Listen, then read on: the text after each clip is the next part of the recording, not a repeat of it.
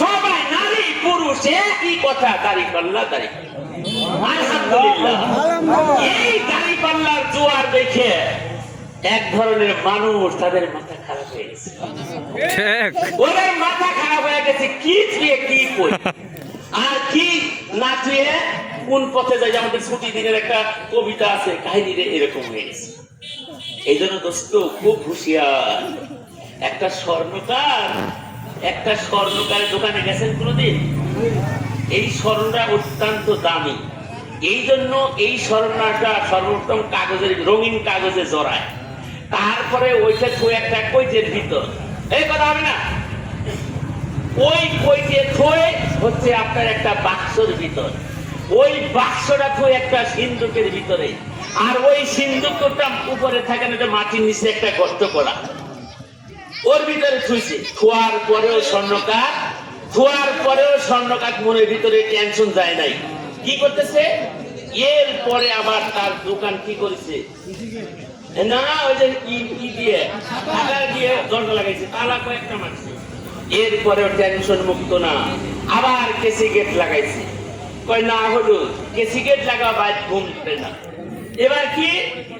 এবার হইতেছে কি ক্যামেরা, কয় কথা কয় ডিজিটাল ক্যামেরা লাগাইছে। এরপরেও টেনশন মুক্ত হয় নাই। তারপরে কি কয় নাইট কাট। আবার কি করেছে বলেন তো? স্বর্ণ সবচাইতে দামি না? ওই দামি জিনিসকে সংরক্ষণ করার লাগে দেখেন পদ্ধতি কতই অবলম্বন করেছে। তারপরেও সেই স্বর্ণের দোকানে রাখা দিয়ে হচ্ছে না হচ্ছে? কথা বলেন।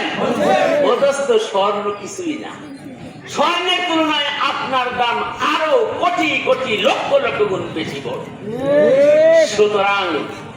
সুতরাং এই মুহূর্তে আপনাদের ডাকাতি করার জন্য একদল লাগে পড়েছে, এমনি অমনি সেমনি বিভিন্ন বাবা উৎপত্তি আছে না? এর থেকে আমাদের বাঁচতে হবে, কোনো ক্রমেই না। আমার আমির জামাত বলছে যে যে এরকম করবে উত্তর সেই রকম করে হবে, যে যেরকম আপনি কবি উত্তর সেই রকম করে হবে। আমির জামাত বানায় কয় নাই।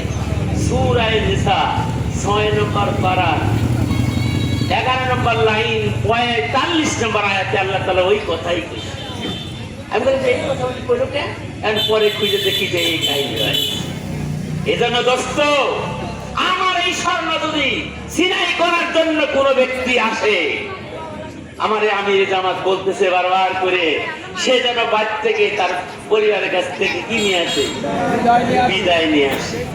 কারণ ইসলামী সমমনা দলেরা এমন বিশ্বাসী যে মরলে শহীদ বাঁচলে গাজী। তুমি এসে আমার সোনা কাজে নিয়ে যাবে আর আমি দেখে দেখে দর্শকের ভূমিকা পালন করব, হতে পারে না। এই জন্য দোস্ত খুব ভালো করে মনে রাখবেন। আবার কেউ তো মনে করতে পারে না আমরা তো ছোট কম না। আল্লাহ তাআলা 150 বছর আগে, 1500 বছর আগে আল্লাহ রাব্বুল আলামিন বলতেছেন কামিন ফিয়াতিন কলিলাতিন ওয়ালাবাত আলা ফিয়াতিন কাসীরা। আল্লাহ বলতেছেন অনেক ছোট দলকে আমি অনেক বড় বড় দলের উপর কি দিছি? সফলতা, বিজয় দান করেছি।